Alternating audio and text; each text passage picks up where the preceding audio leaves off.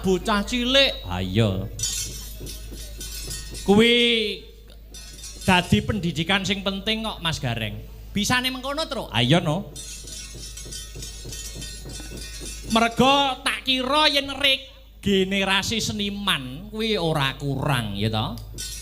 Merga didukung adanya pendidikan seni, urung sanggar-sanggar sing privat sing nyantrik.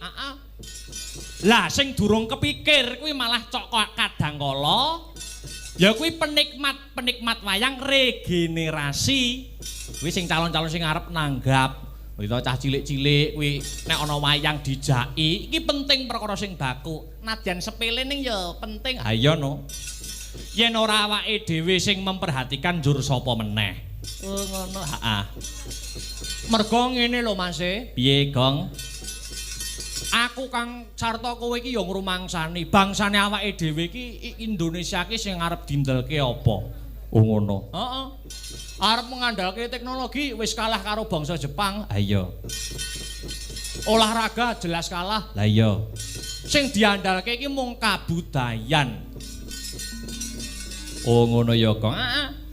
Durung meneh kabudayan kuwi nak jane wujud jati dirining bangsa. Ngono? Heeh.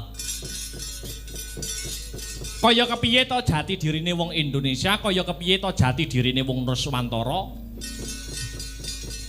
Kuwi sawangan budayane andhap asoring negara kuwi gumantung kabudayane. Oh iya, heeh.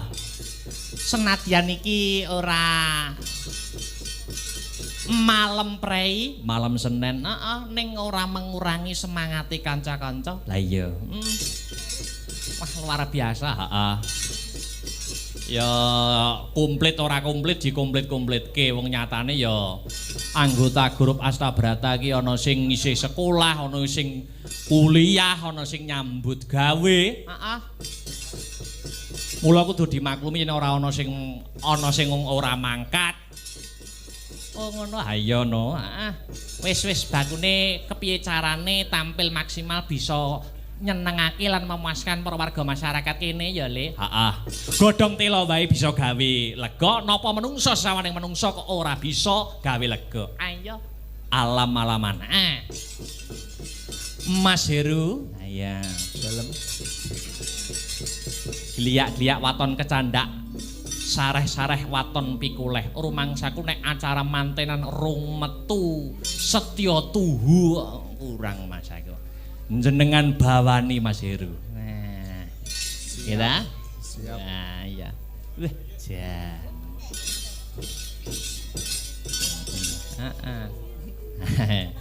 Iya.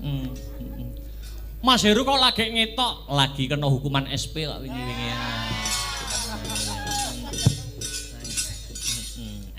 Merantau luar negeri ya.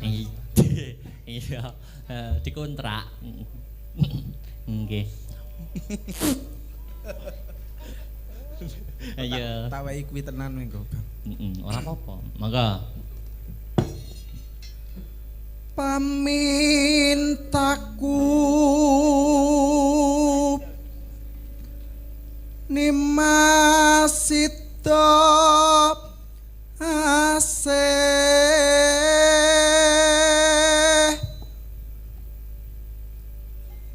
ya ampun dilem aku. Piye?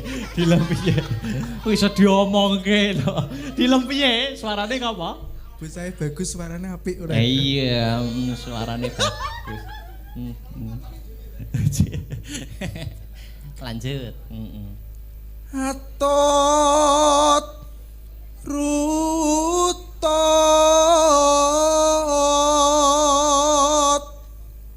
tansah reruntungan. Punika Pak Haryanto Tumang saking Lengkong Nganjuk ugi ikut monitor wilujeng dalu ka admin derek monitor lumantar Astabrata media. Request ninggal katresnan, salam sehat, semoga sukses jaya selamanya. Sembah nuwun. Nggih. Lanjut. Ing sabrina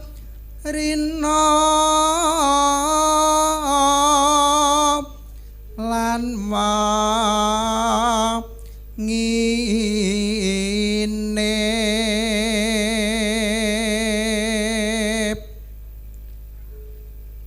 datan kinggang sarambut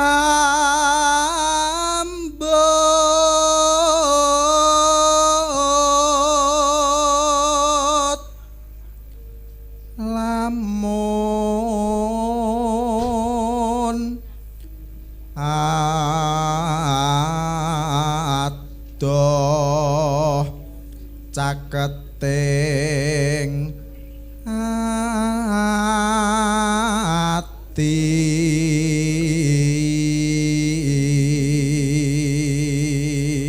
Ugi menika wonten ingkang kintun salam malih sugeng dalu Mas Dalang kula Karno WMC kintun salam dumateng kagem warga Peting ingkang dalu niki sami hamirsani lan kintun salam dumateng kanca-kanca wayang mania community.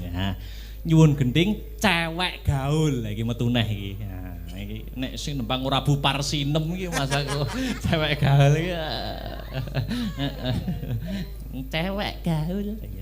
Lanjut Mas Er. Yen cedhak tansah mulat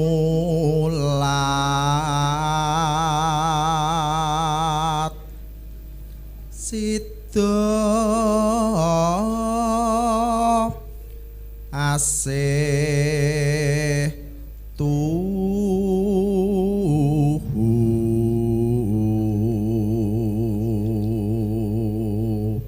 Kopi iki mbrebek memantau wedah iki bakul kopi langganan iki yo pindha mimi lan mintuna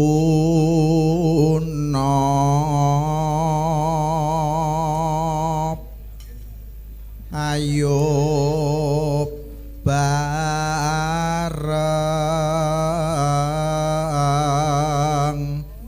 nimas ana tepi wajib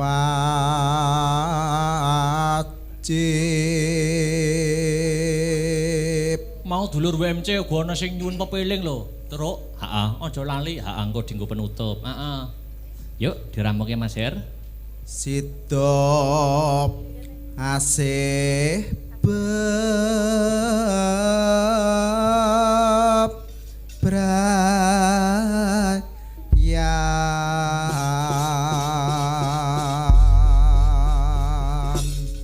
sapa sing ngaturne li Dik Sinta Widya Palupi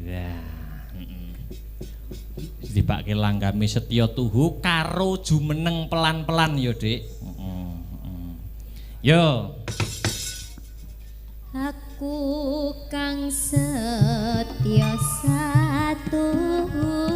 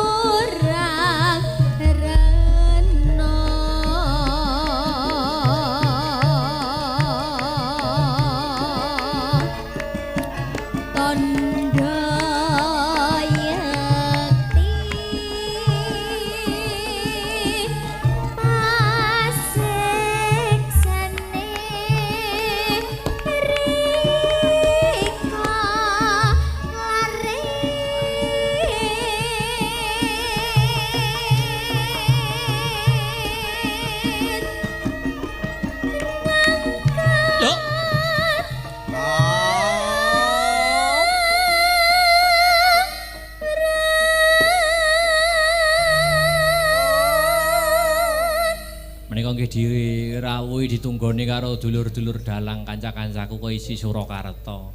Mas Igo sing asli saka Bluro, Mas Kan Hadi sing saka Bojon. Monggo jumeneng Mbak Dewi angin-angin. Lah iya. Cewek gaul napa ninggal katresnan? Monggo dipilih. Heeh. Nah. Monggo, napa Mbak Dewi? Wah. Tak jajal anu ae ya, Pak. Apa? Ninggal Pak gak oleh tau nang Pak. Mas no. Oh Mas, nggih Mas Dalang. Iya. Heeh. Apa? Ninggal katresnan? Aku mau ninggal katresnan. Apa? Wis tahu soalnya. Lah apa? Apa? Cewek gaul ninggal katresnan? Iya wis cewek gaul. Cewek gaul lah iki. Heeh. Ini ra diatasi karo Pakde Konyil udah. Heeh. Ya. Ya. Yuk dadekke ya. Cewek gaul. Wah, luar biasa. Mbak Dewi angin-angin, daleme cerak kene kok. Injih Pak ngapunten Dek wau ajeng kula ken mampir ning kula nggih main piyambak Dek wau. Nggih mboten napa-napa. Sanes wekdal mawon. Injih. Nggih. Mangga. Cewek gaul, dadekke. Yuk, Mangga.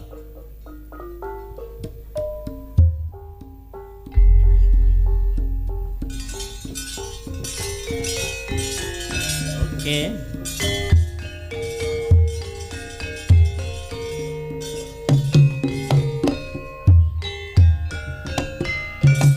Oke.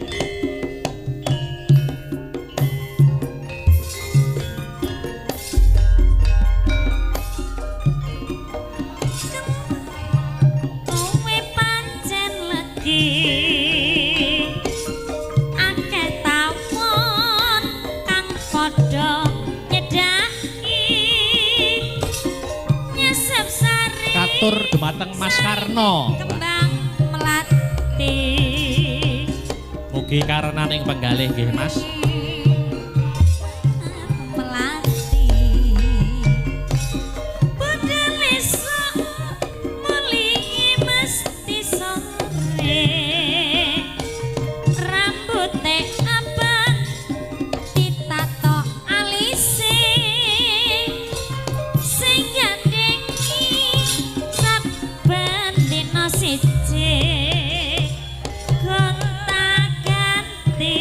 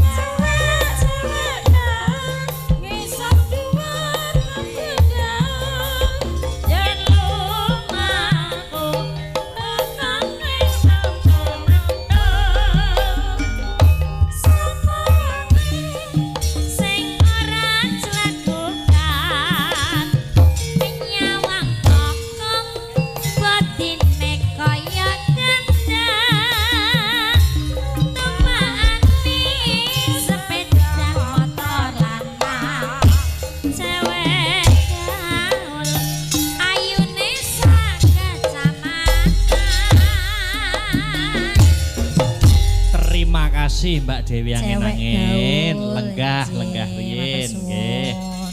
Yo terakhir Mbak Dwi karo Mbak Enggar jumeneng bareng ya.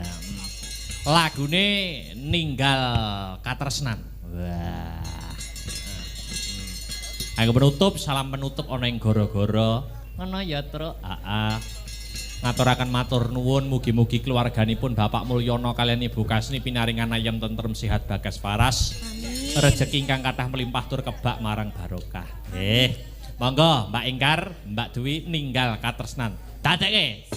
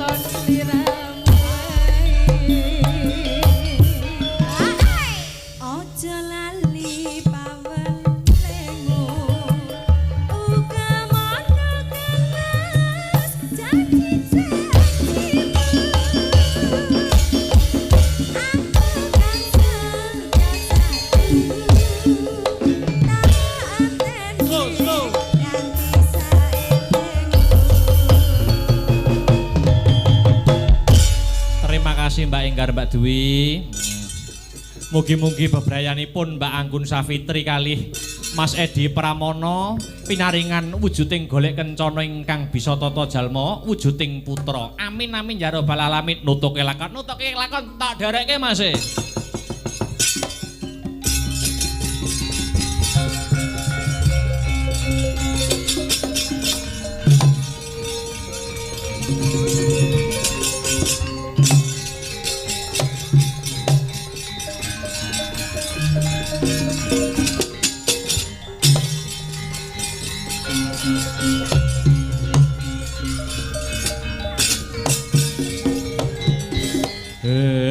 Angin amidit milir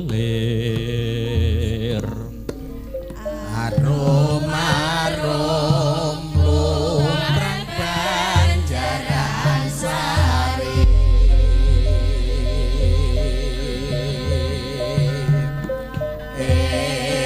angin amidit milir arum-arum lumrang Banjaran Sari terdapat maknyat sekar nadan kumekar kaduk retno bremoroni sop sarine rengengan sikumbangiku antuk sejatine matus yenane bukan anesu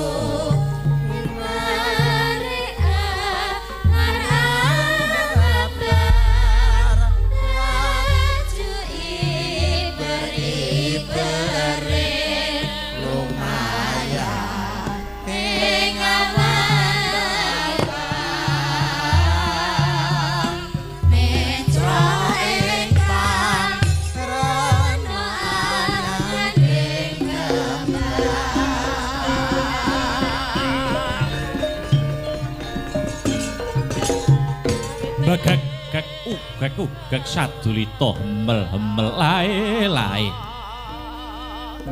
Nitik saking lagak lagon lagian ingkang beneh saking padatan. Kadosipun wonten ingkang dipun penggalih.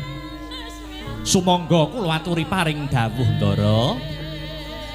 Semar menika minangka dados batur ingkang mengkuwerdi pangembating pitutur. Sinten ngertos tutur kula sembur kula saged madangi pepeteng udari reruwet andika Ndara Abimanyu. Wa Semar ora gantalan suwe maneh Kakang Kunsing dak tresnani Kakang Gatotkaca bakal nambut silane ngakarami. Sing kudune Abimanyu melu seneng nanging ana ganjelaning rasa kang mahanani kaya ora kepenak ati ning Abimanyu. Iki disebabake saka apa ya Wa Semar? Ndara sampun goreh manah dika. Ndara Gatotkaca menika sampun asring nampi pandadarane ngagesang. Wiwit bayi mula sampun kajedi wonten kawah Candra Dimuka. Minangka dados jagoning dewa amrunah satru murka mungguing kayangan. Dados menawi pala kramanipun Ndara Gatotkaca niki mengke wonten pepalange Semar pitados. Pepalang niku mboten bakalan dangu mesti enggal sumisih kok Ndara. Sampeyan gondeli tembunge Semar. Sing ngarep ngrusak karo sing ngarep dandani niku mesti langgeng sing bakal dandani Ndara.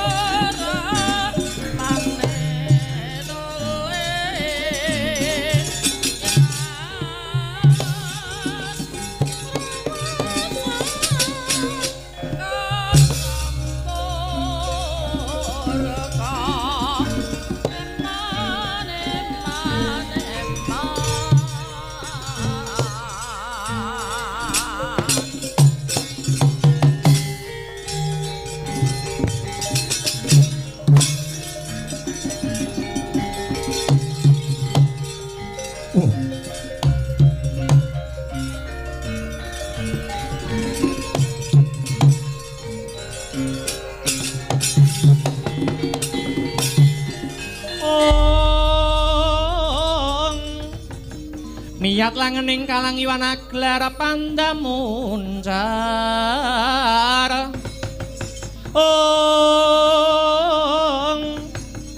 tinon ler kakonang surem sorotetan padang kasor lan pajaring purnameng gegono dasare mangsa katiga ing jagat dewa Bathara ya jagat pangestungkara Kakang Antasena kindang kapracundang tumibeng ing Bantala iki piye wa Semar kula aturi pinarak ingkang sekeca Ndara Ndara Antasena kula ingkang bakal paring usada Gus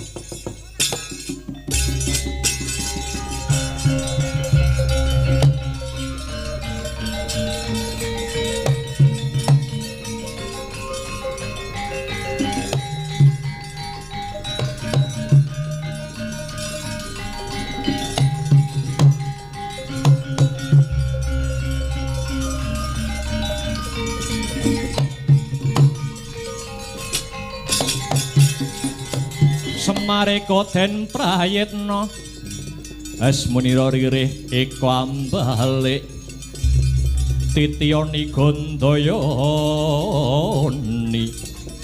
ing Kakang Antasena kados pundi larah-larahipun ngantos paduka Kakang saged kindang ngantos papan mriki waduh Abimanyu ketiwasan iki mawaku bubar wae saka Madukara saperlu nanjihake babagan pahargyan ing adicara panten kang ora suwi meneh bakal dumadi.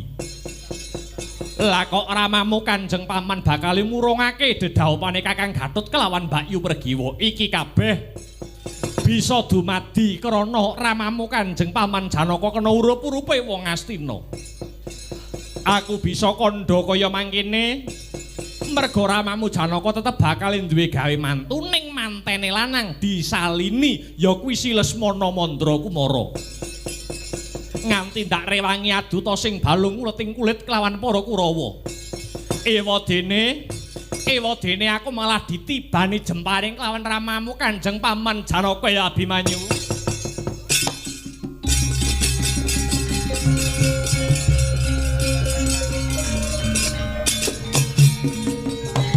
Urung maos kedusan kula Kakang ngantos Kanjeng Rama wantun nibani pengabaran dhateng Paduka ora kok Abimanyu aku ngerti bapakmu kae lagi lali kok Le kae lagi lali muga-muga enggal pinaringan weling kula ingkang ngaturaken pangapunten awit kalepatanipun Kanjeng Rama Kakang wis ora perlu dirembug saiki bakune piye carane supaya perkara iki enggal rampung Abimanyu minangka panebus kula ingkang badhe ngrampungaken dedamel punika Kakang piye seranamu Le kula badhe sowan wonten Jodipati matur kalian Siwa Werkudara mbok menawi kanthi cara kula matur dhateng pun Jodipati perkawis menika enggal saged pundhat Kakang ya yen pancen mangkono enggal budal Abimanyu wa Semar aja negake marang lakuku kula ingkang tansah humiring lampah Paduka Gus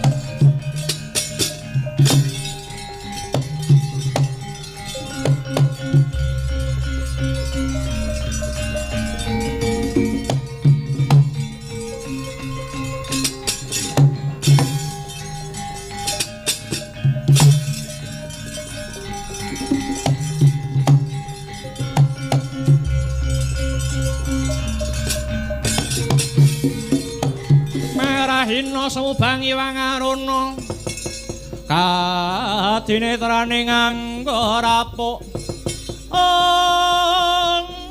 sadaning kukila ringkane goro saketer kini donganing kulir wuwu sing pinipanco ing Gatot kula wonten dawuh Rama Kyai sadurunge kuwi netepi gapuraning bebrayan kuwi bakal tak sangoni kawruh sumurupa wong lanang kok wani rabi mono kudu nggondheli patang perkara catur perkawis kala wau menapa kemawon Rama Kyai siji wisma loro curiga telu turangga papat kukila kula nyuwun dawuh mungguh jlentrehipun kados pundi Rama Kyai wisma kuwi omah kuwi sipate ngiyupi lan ngayomi sing manggon ana kono yen udan ora kudanan yen panas ora kepanasan maknane wong lanang kudu duwe sifat wisma kudu paring pengayoman marang kulawarga utamane marang bojo lan anak kapindhone curiga kuwi keris kuwi wujuding gegaman utawa piandel tegese wong lanang kudu duwe piandel nyukupi kebutuhaning keluarga angka 3 ya kuwi wujude turangga kuwi tegese jaran kae playune banter maknane wong lanang kudu banter pamikire landhep panggrahitane wekasane wong lanang mau bisa ngrampungake perkara kalamunta sajroning bebrayan mau lagi ana perkara ewadene sing pungkasan wong lanang wani rabi kudu duweni watak kukila utawa manuk kae swarane apik bisa gawe sengsem sapa wae kang ngrungokake tegese wong lanang sajroning omah-omah tembung sak tembung kudu dijaga aja nganti gawe catu atine wong wadon jalaran wong wadon kuwi atine alus kesinggol swara banter sithik wis keronto-ronto atine nuwun inggih Rama Kyai sedaya dawuh pangandika paduka badhe kula estukaken ya yen wis pancen madhep mantep sing dadi rasamu aku kang dadi wong tuamu mung bisa ndedonga lan mangestoni muga-muga anggonmu bebrayan besok kalisa saka rubeda lan pangrencana apa wae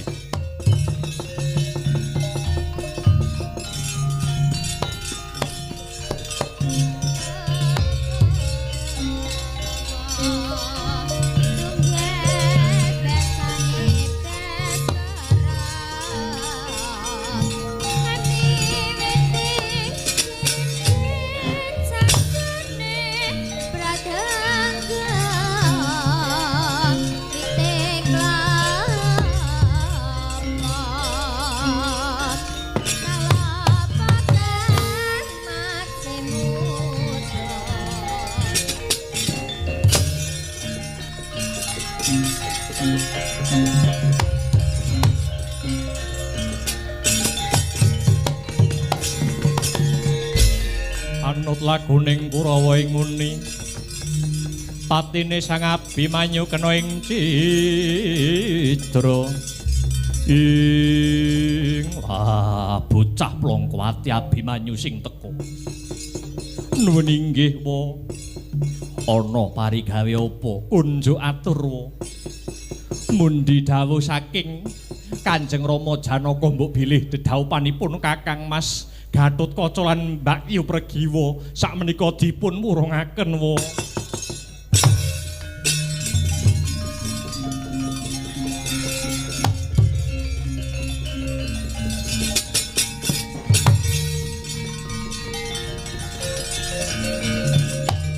Aduh kados pundi Kanjeng Rama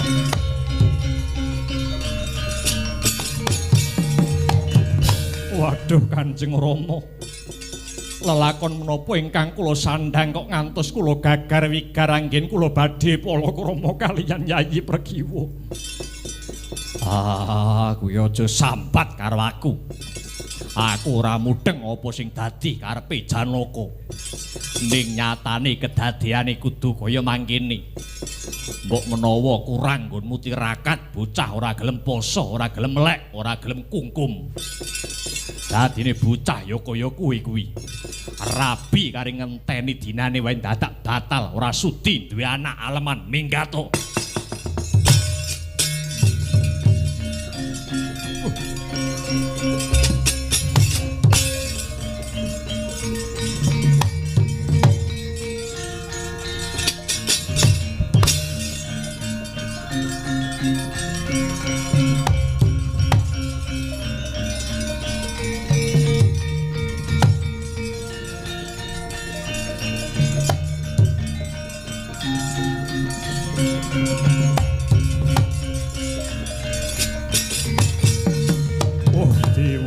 Dewa. Lelakon sing tak lakoni abote kaya mikul bumi. Layak to layak durung suwe kae Gatotkaca nate ngimpi kasatriyan Madukara kena dayaning ombak utawa banjir. Tinemune jebul paman Janaka mbatalake anggonku bakal dedaupan kelawan Yayi Pergiwa. Oh dewa. Banjuten nyawani Gatotkaca. Timbang aku nyawang Pergiwa rabi karo wong liya. Wong lanang kok ecek-ecek iki piye? Waduh.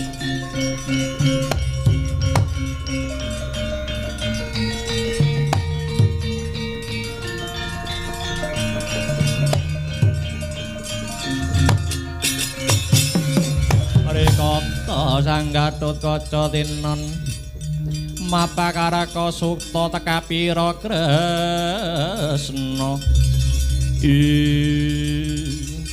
Kapecah ana kemawon kula Prabu.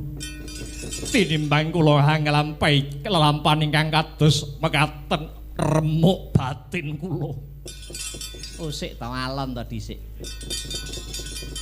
Ngene iki aku malih kelingan rikalane kowe mbiyen lagi lair wis dadi jagoning dewa. Ragamu wae dumadi saka tosan lan gegaman. Lah kok saiki kowe rabi batal wae kok nangis iki piye? Wong lanang kuwi kudu luwih jembar tebane. Wong wedok wenang nolak, wong lanang wenang milih. Larang brambang tiwas lombok, larang wong lanang timbang wong wedok. Prinsip iki cekelana.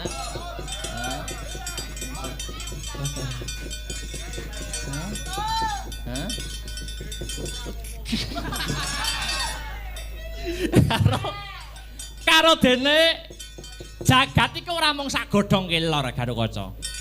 Isih akeh wong wadon kang ayune ngungkuli si Pergiwa. Kowe munggah kayangan njaluk widodari menyang para dewa mesti bakal diwujuti merga kowe biyen tau labuh marang kahyangan. Entuk widodari iki ora ngenengke ya. Widodari iki panggah nom terus ndak iso tuwek. Gek bar diprawani sedina pulih neh lho prawane. Hah? Iya. Ora demen kowe ya. Duwe bojo perawan selawase ora demen kowe ya. Nanging batin kula mboten kenging dipun selaki. Namung Yayi Pergiwa ingkang saged mlebet wonten manah kula Prabu. Ngene tak kandhani ya. Cara aku biyen wong loro kok wis padha senenge, ning wong tuane ra setuju, napa ditengi riyin. Aja. Kuwi jenenge ngagak-agak tures ijo, ndak boleh. Nanging sekeca ndasmu kuwi. Wis urung dadi hake kok blunas-blunus wae. Nek cara nom-nomanku biyen bapake utawa ibuke ora setuju, tolong gawa lunga.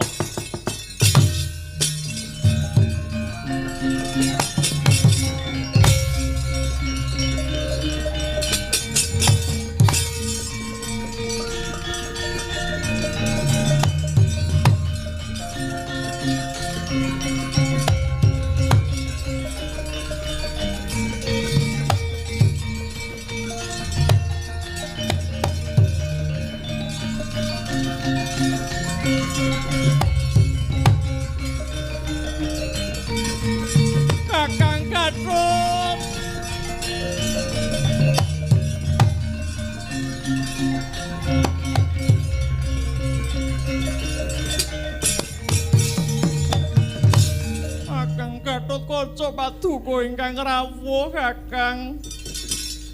Biyung Ban. Kalem Raden. Tak kei rokok 50.000 tuku rokok ning Tulungagung. Budal saiki. Nggih.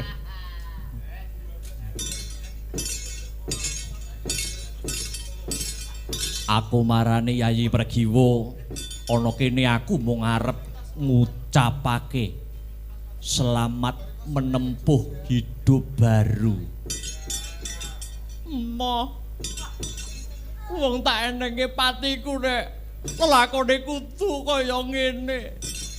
Ayo kawin lari.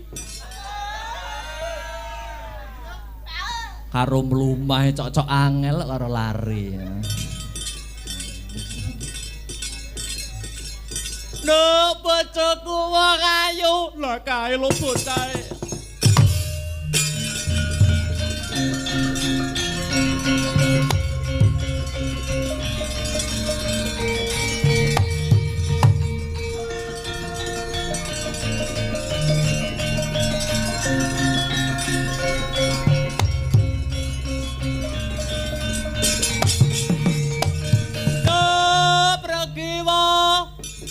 Pun Kakang sing teka nduk.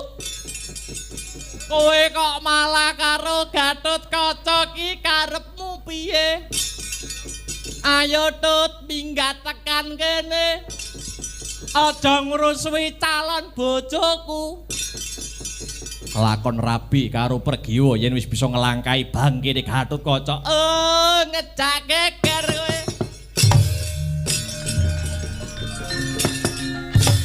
Melayu.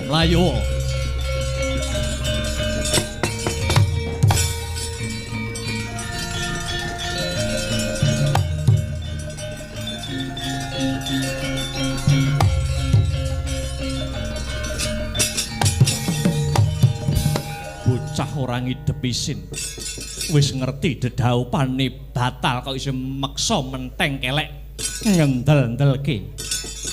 Pregiwa badhe kula belani ngantos tetes sing getih kang pungkasan bosen urip kuwi keparat.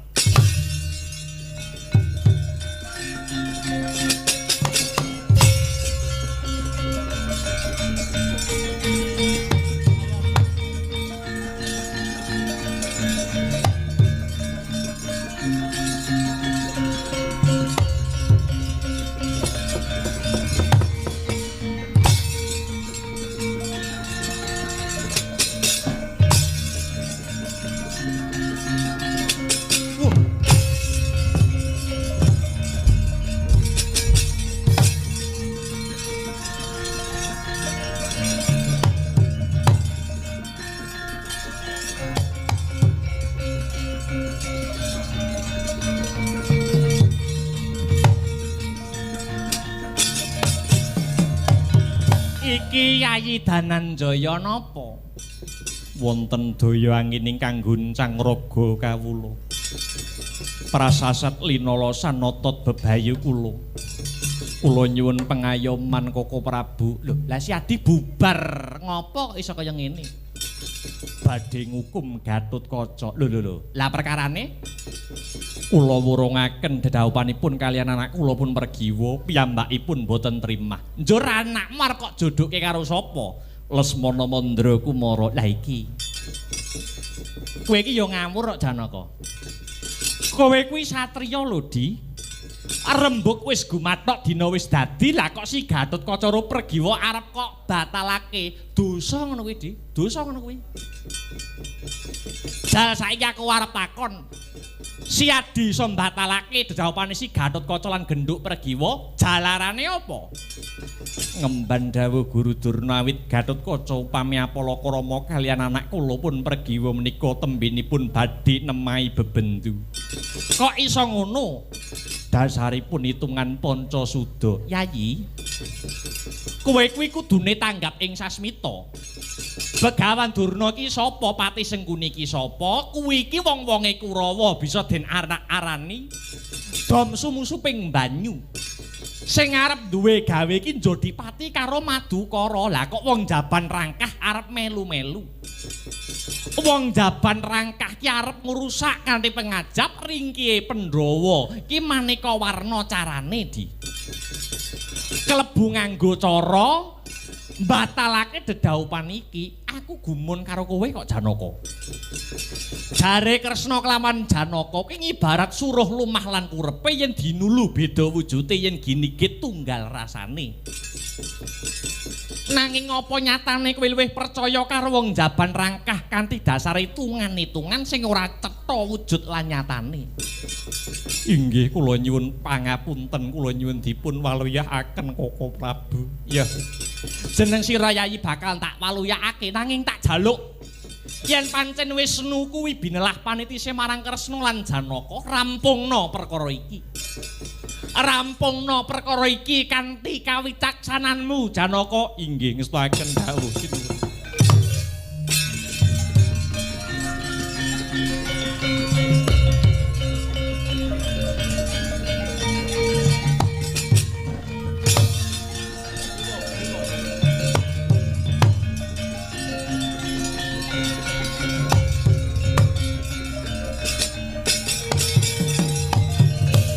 Aku arep mlayu saadoh-adohku supaya ngadohi kasatriyan Madukara aku wis ora betah.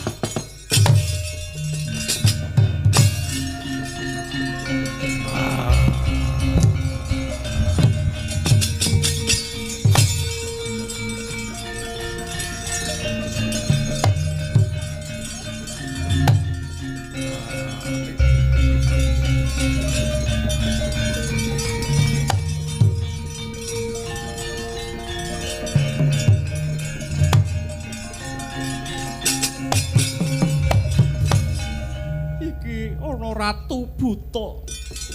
Jenengmu sapa Buta? Aku Prabu Yaksa Pradenta saka negara Tunjung Langgaban. Kuwi sapa? Aku Dewi Pregiwa saka Madukara. Oh iki ta sing jenenge Pregiwa. Jebul ya wayu tenan. Sekawit aku arep mateni Gatotkaca merga kowe arep dadi judone Raden Lesmana Mandrakumara. Ning bareng tak pikir-pikir tak rewangi adus getih tibake wong ayune kaya ngene kok njur arep dirabi wong liya. Ayo luwung tak rabi dhewe. Ora usah kok belane kanthi adus getih. Aku rabinen wae Buta. Tenane. Engko gek bujuk. Ora aku wis padha ora senenge karo Gatotkaca apa meneh Lesmana Mandrakumara. Aku gawanen lunga. Aku rabinen Buta. Ayo ndak pondong nyemot ndak boyong ning negaraku Tunjung Langgaban.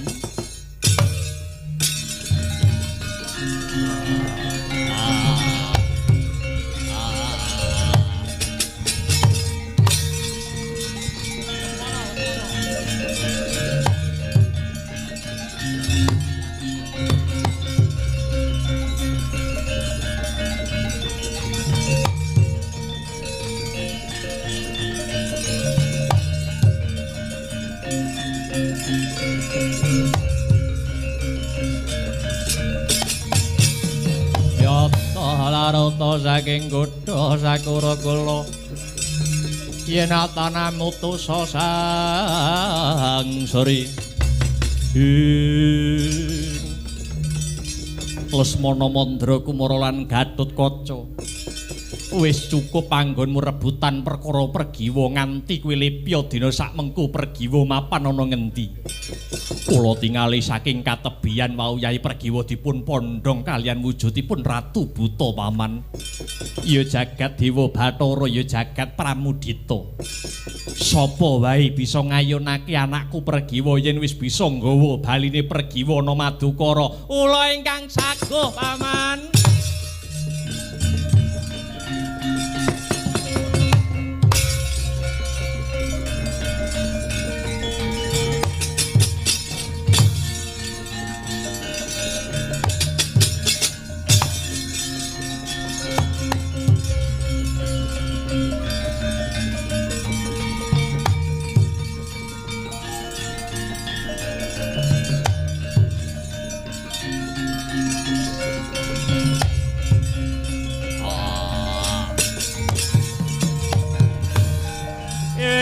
Yaksa Pradenta.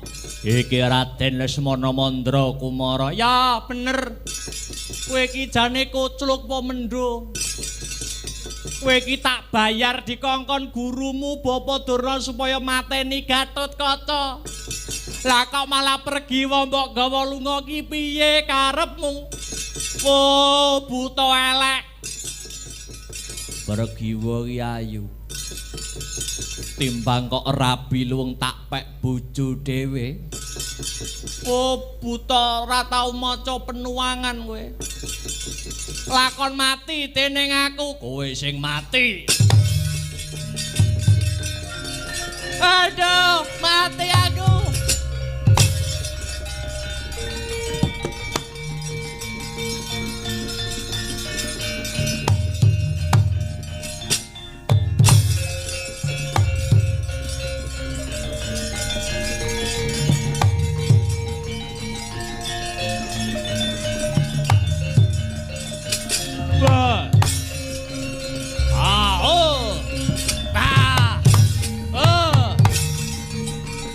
Mendung mentiung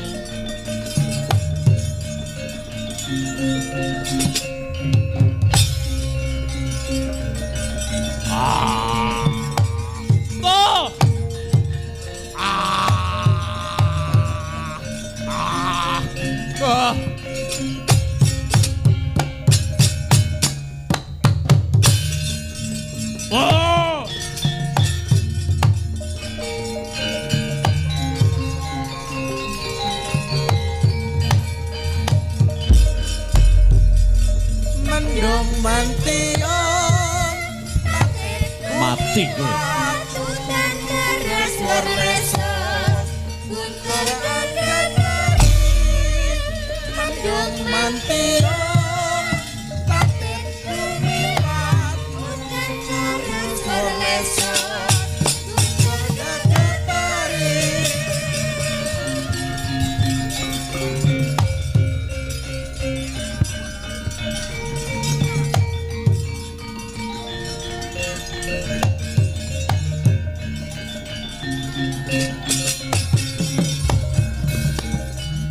Angger Lesmana Mandra Kumara batal rabi karo genduk pergiwa piye iki Kakang Wakning Gondel Sokalima.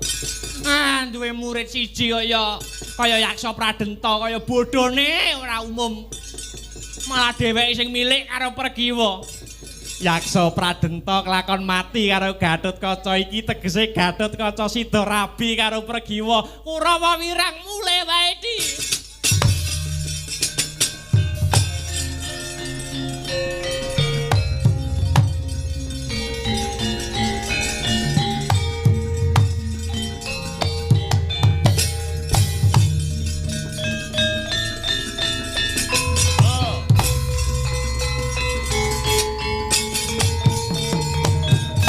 Ora narimakake patine Ratu Gustiku Prabu Yaksa Pradenta ya.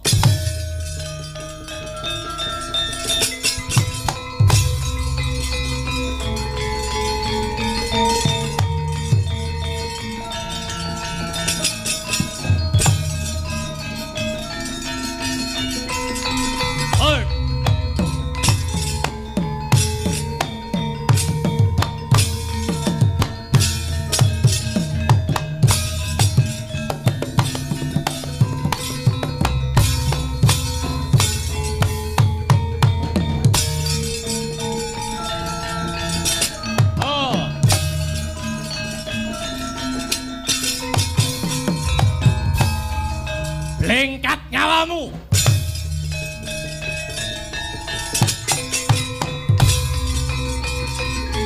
Ayo.